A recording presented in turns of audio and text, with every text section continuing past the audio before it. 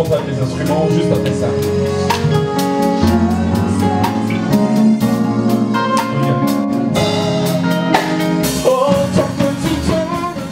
Bonsoir à tous et bienvenue sur AECF TV dans votre émission 4V qui signifie en esprit et en vérité. Ce soir, je suis heureuse, honorée d'être aux côtés d'un grand homme, un serviteur de Dieu que vous connaissez tous. J'ai nommé Pasteur Lord Lombo. Bonsoir Pasteur. Bonsoir. Comment allez-vous? Oui, ça va très bien, merci. Merci beaucoup. En tout cas, bien-aimés dans le Seigneur, nous sommes ici à Nantes et nous préparons un événement très important qui s'intitule Emmanuel, qui aura lieu demain à 19h. Donc c'est un concert avec le pasteur Lord Lombo. Pasteur, vraiment, soyez bénis. Je suis heureuse, vraiment très heureuse de vous rencontrer. Je vous vois à la télé, sur Internet. Là maintenant, je vous vois en chair et en os. Et je dis gloire au Seigneur. Alors là, j'étais avec vous à la répétition. J'ai vu comment ça s'est passé. Vraiment une très bonne ambiance, chaleureuse. Et vraiment, je sais que demain, ça sera un très très bon moment. Pasteur, j'aimerais qu'on parle de vous un petit peu. Même si on vous connaît, qu'on sache un petit peu... Qu'on en sache un petit peu plus sur vous, qui vous êtes, quel âge avez-vous même, où habitez-vous?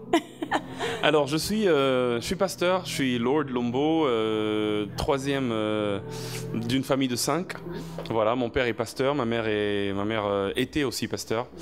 Et donc voilà. Mais maintenant, je suis sur les traces de mon père un peu, voilà. Je suis pasteur aussi. Et j'habite Kinshasa. Et là, je suis à Nantes, en Europe d'ailleurs, pour la première fois pour une tournée. Et voilà, quel âge j'ai? J'ai 30 ans. 3-0. Okay. J'ai 30 ans et voilà, je suis né en 8 juin 89, juste pour confirmer l'âge.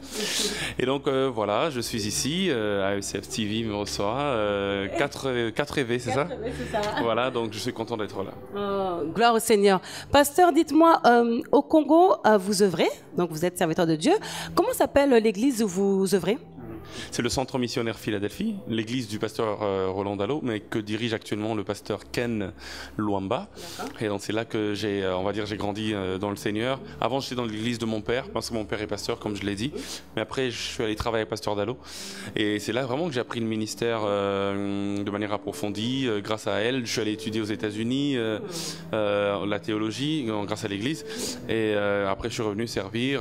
J'ai été en même temps vice-président de la jeunesse, j'ai été en même temps à la chorale, j'ai été au département de conseil, j'ai fait un peu de tout, j'ai été à l'intercession de l'église, prédicateur, enseignant et même à un moment donné j'étais responsable du département d'enseignement, donc voilà. Quel beau parcours, gloire à Dieu. Pasteur, est-ce que vous pouvez me parler de votre appel? Comment ça s'est passé? Comment vous avez ressenti que là, je ne vais pas à l'église pour mon père, pour ma mère, mais c'est Dieu qui m'appelle, c'est Dieu qui me parle? Comment ça s'est passé pour vous? Alors déjà, quand on parle d'appel, je parlais d'un double appel. Le premier appel, l'appel au salut, c'était à l'âge de 10 ans. Il y a un prophète, un pasteur qui est venu de France justement, hein, et qui était venu à Kinshasa dans l'église de mon père pour prêcher. Et quand il a prêché, après le 3e jour de son séminaire, j'étais tellement touché que j'ai donné ma vie au Seigneur Jésus. À partir de ce moment-là, une histoire d'amour avec le Seigneur avait commencé. Ça, c'était l'appel au salut. Pour l'appel au ministère, c'était vers le début de l'adolescence, vers 14-15 ans, que Dieu a commencé à me parler clairement. Je sentais vraiment une voix me parler dans mon cœur et me dire que j'étais appelé à servir le Seigneur. Et le Seigneur me demandait d'abandonner un peu tout ce que j'avais comme rêve parce qu'il voulait me donner un plus grand, du moins un plus transcendant. Et c'est là que j'ai compris qu'il m'appelait vraiment à le servir. Il y a eu plusieurs messages ensuite, des confirmations, des prophéties de plusieurs hommes de Dieu qui confirmaient ce que je ressentais dans mon cœur et ce que j'avais vu dans plusieurs rêves, dans plusieurs songes, dans plusieurs visions. Et donc voilà, c'est comme ça que finalement j'ai très tôt commencé à servir Dieu, à prêcher, donc très tôt, à chanter pour lui, et c'est parti de là. J'ai compris le sens de ma vie très tôt et je bénis Dieu pour cela. Amen, gloire à Dieu. Donc pasteur, vous êtes chantre, vous chantez. Est-ce que vous pouvez nous dire un mot sur la musique? Tout à l'heure, vous m'avez dit quelque chose de très intéressant. Vous me parlez d'un vecteur. Est-ce que vous pouvez nous en dire un peu plus par rapport à la musique? Pour moi, je pense que la musique, c'est un vecteur, comme je disais tout à l'heure. C'est un canal pour faire passer plusieurs choses, plusieurs émotions. Je disais tout à l'heure qu'on peut être joyeux et puis on écoute une musique qui nous rend triste du coup. ou même le contraire. On peut être triste et puis il y a une musique qui bouge et puis on commence à bouger. Pourquoi? Parce que la musique touche à nos émotions. Ça véhicule quelque chose, que ce soit la joie, que ce soit la tristesse. La musique, c'est quelque chose de fort. Mais au-delà de ce qui est émotionnel, la musique est aussi spirituelle. La musique véhicule aussi des esprits. La musique peut faire en sorte que quelque chose te quitte ou que quelque chose descende sur toi. La Bible le dit, le jour où les gens sont venus consulter Élisée pour qu'il prophétise pour eux, il était tellement fâché, il ne voulait pas prophétiser. Il dit même, allez consulter les prophètes de vos mères. Hein, c'est pas moi, c'est la Bible. Et puis après, les gens insistent tellement, il dit, amenez-moi un joueur de harpe. Parce qu'il n'était pas dans les dispositions d'entendre Dieu. Mais quand on emmène le joueur de harpe, la harpe commence à jouer, c'était un instrument à cordes, et l'atmosphère est créée, le Saint-Esprit descend sur lui et il se met à prophétiser, vous voyez. Donc cette mélodie, cette musique a emmené la connexion avec le ciel, la réception de l'Esprit, et l'onction prophétique a commencé à fonctionner. Donc la musique, c'est quelque chose de fort. Au-delà des notes, au-delà des paroles, il y a tout un esprit qui est véhiculé par la musique. Il faut être conscient de ça. Gloire à Dieu, vraiment nous prenons conscience ce soir, vraiment merci pasteur. Pasteur, il y a beaucoup de jeunes qui veulent chanter. Est-ce qu'il y a un conseil que l'on peut donner à ces personnes qui veulent chanter pour Dieu, sachant que c'est une double question, certains chantent mais il ne se passe rien pendant qu'ils chantent. Donc est-ce qu'il y a un secret, est-ce qu'il y a une préparation? Qu'est-ce que vous pouvez conseiller à ces jeunes chanteurs? On peut tous chanter, mais les résultats et la qualité de ce que l'on fait dépendent de nous-mêmes et de la profondeur de la relation qu'on a avec le Seigneur. Ça découle de ça. Donc pour les gens qui veulent chanter, je veux dire, c'est bien. Déjà, premièrement, il faudrait être sûr que c'est vraiment un appel et que vous ne le faites pas parce que vous ne trouvez pas quoi d'autre faire. Il faudrait que vous soyez sûr que c'est Dieu qui vous appelle à le faire, à le servir dans la chanson. Mais maintenant, la qualité et la profondeur de ce que vous allez dégager dépendra de vous, de votre intimité avec Dieu, de votre relation avec Dieu, de votre sérieux avec Dieu, de votre profondeur avec Dieu. On sait sentir. Quand les gens passent en défilent en train de chanter, on sait sentir, celui-là, il est profond. Cette musique, elle est belle, mais elle est superficielle. Il y a quelque chose de profond dans ce que lui dit ou dans ce que lui fait. Et donc, je pense que ça dépend plutôt de nous-mêmes. Le temps que nous passons en prière, le temps que nous passons avec Dieu, dans l'adoration personnelle. Beaucoup de gens ne viennent chanter pour Dieu qu'à l'église, ou encore quand les gens sont là, ils viennent faire le show. Mais quand vous êtes seul, dans vos moments d'intimité, chantez-vous pour Dieu. Il faut que cette voix qui chante pour Dieu dans l'intimité puisse maintenant venir en public. Et le Dieu de l'intimité se manifestera en public. C'est ça. Donc ça dépend de nous, ça dépend de comment nous-mêmes nous prenons notre relation avec Dieu au sérieux ou pas. Si pendant que vous chantez, les gens sont juste là en train de danser, célébrer, et puis ils sortent, et que pendant que vous chantez, par exemple, il n'y a jamais eu de guérison, il n'y a jamais eu de conversion, il n'y a jamais eu de miracle ou de délivrance, il n'y a jamais eu rien de spirituel, de spectaculaire, c'est que des émotions qui sont touchées. Posez-vous la question, quel est l'état de votre relation avec Dieu? Moi, le conseil que je donnerais pour tout service que l'on doit rendre à Dieu, c'est d'abord nous-mêmes, être profond avec Dieu, et ensuite ça se manifestera dans notre service. La chanson, la prédication, peu importe, ça sera des conséquences de ce que nous vivons déjà. Gloire à Dieu, vraiment merci beaucoup pasteur, nous recevons ces conseils et vraiment nous sommes nourris ce soir. Pasteur, on parle de la chanson, il y a deux titres qui me touchent personnellement et j'aimerais qu'on en parle rapidement. Le titre Déterminé, comment ce titre-là vous a été inspiré pasteur? Il est très fort et il me booste chaque jour. C'était en décembre 2017, j'étais à Dakar au Sénégal et j'étais invité pour prêcher dans une convention là-bas. Et un jour, pendant qu'on était en train de marcher avec des amis, on est revenu à la maison. Ils sont tous allés dormir dans l'appartement, je suis aussi allé dans ma chambre. Et là, dans mon sommeil, je vois un chanteur qui est d'ailleurs assez connu, qui était invité, ça c'est dans un rêve, hein. Il est invité dans une émission, et dans cette émission, on lui demande de chanter un chant nouveau qu'il a, ses nouvelles compositions. Et là, dans l'émission, il commence à chanter « Je me leverai de toutes mes chutes, je suis déterminé à aller jusqu'au bout ». Et moi, j'étais en train de suivre l'émission, en fait, dans le rêve. Et finalement, quand je me réveille, je me rends compte que, tiens, il y a un chant, j'enregistre. Et le matin, je fais une recherche. Parce que le chanteur était avec moi au Sénégal en ce moment-là. Je lui demande, est-ce que tu as un chant que tu as écrit ces derniers temps déterminé? Il me dit non. Et là, j'ai compris qu'en fait, Dieu m'avait donné à moi une chanson. Et c'est comme ça que finalement, je l'ai enregistré, j'ai enrichi les paroles. Lorsque je suis rentré à Kinshasa en 2018, vers le mois d'avril, on l'a enregistré déjà. Et donc, ça fait plusieurs années qu'on l'avait enregistré, mais c'est seulement il y a 3-4 mois que je l'ai sorti en single. Il fera même même partie de mon prochain album. Donc je crois que c'est vraiment un chant que j'ai reçu du ciel, dans un rêve en plus, et Dieu me l'a dicté d'une manière spectaculaire. Donc j'étais très content d'avoir reçu ce son-là. Waouh, waouh, waouh, waouh, c'est vraiment impressionnant.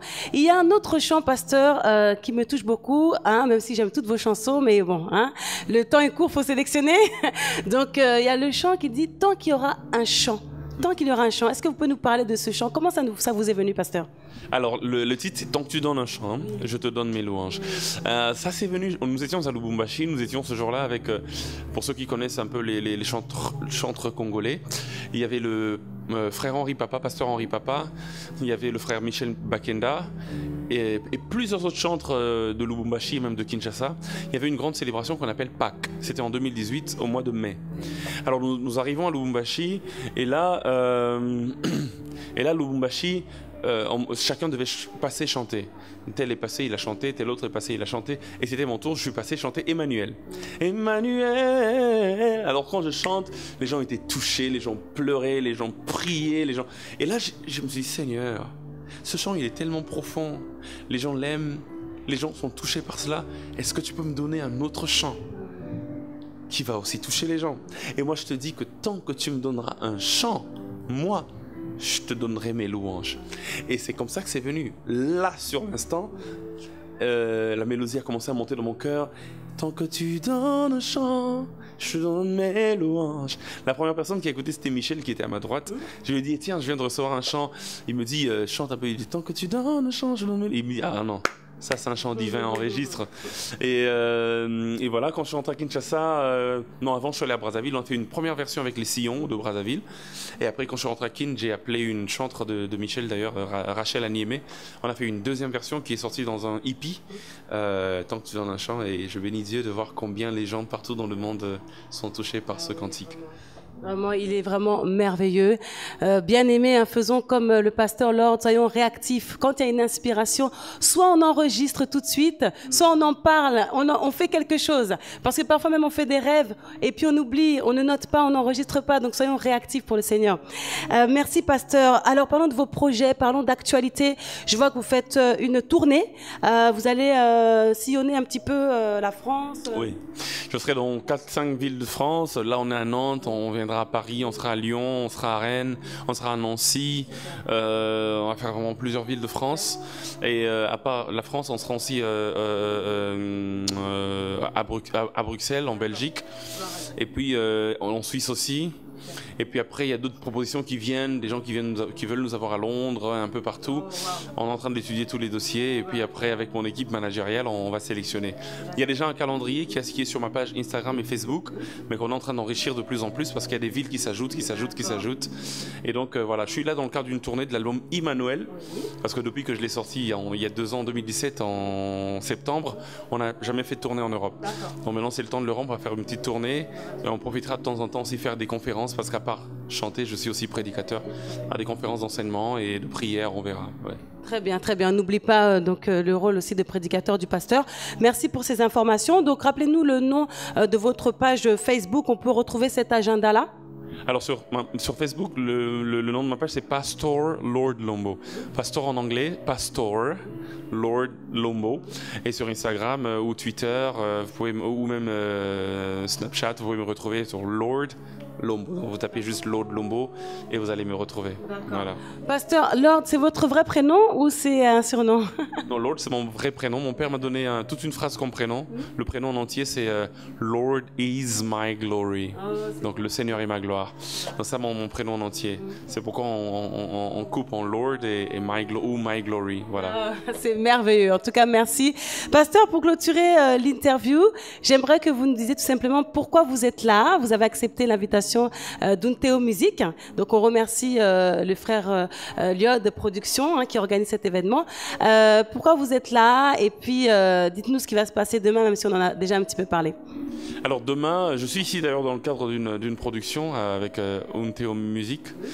Demain, dans la salle de l'Odyssée, il y a un concert Emmanuel. Ça sera mon premier concert en Europe, donc ça commencera demain à Nantes.